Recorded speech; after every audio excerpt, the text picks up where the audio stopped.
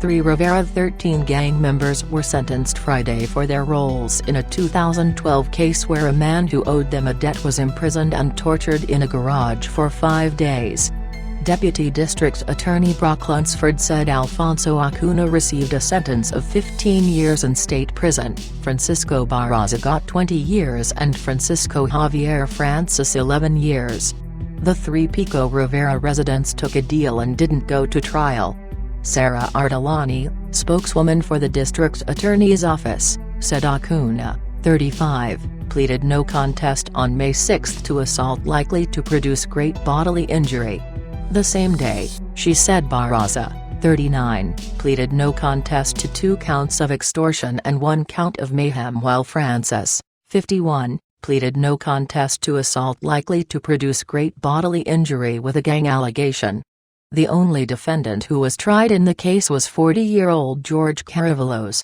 She said a jury on July 24 convicted Caravelos of 2 counts of extortion, with a gang allegation, 2 counts of possession of a firearm by a felon as well as torture, false imprisonment and possession of a cocaine base for sale while armed with a firearm.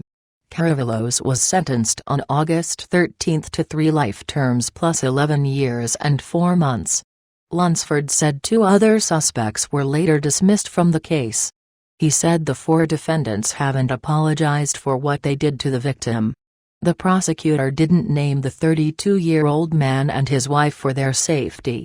He said Caravelos isn't a gang member but was a business partner of a Rivera 13 gang member with ties to the prison-based Mexican mafia. Lunsford called Caravelos the most culpable of all the suspects. He said Caravelos was the one who kept the victim in his garage and drove the victim around to commit crimes. The victim drew the ire of the defendants over money. He had a deal where he would cash a check for George, Caravelos, Lunsford said, adding that $200 would go to Caravelos, $200 to the victim and $200 to Francis. The victim lost Francis money. His nightmare began May 13, 2012. Caravelos took the victim and his pregnant girlfriend to Caravelos' home in the 8800 block of Clorinda Avenue in Pico Rivera. Francis, Barraza and Acuna also showed up.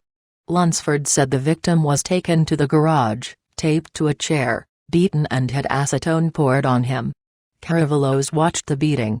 When one of the assailants said he had a gun and would kill the victim, Caravelos stopped him and hatched a plan to use the man, according to Lunsford. Lunsford said the victim stayed at a friend's home that night. Caravelos picked up the victim the next day and told the man he owed those guys $6,000.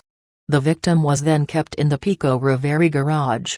Sheriff's gang investigators said one of the suspects also used a heated knife to burn a 4-letter word on the victim's stomach. The victim's girlfriend was also forced to sign over the ownership of her vehicle to the suspects. The victim's ordeal ended May 18, 2012. Deputies said the man was taken to Montebello and ordered to cash a check. When the business refused to cash the check, deputies said the victim was forced to break into a car. Residents called police who arrested the victim. He told police he'd been kidnapped, was forced to commit crimes and showed the letters burned on his body.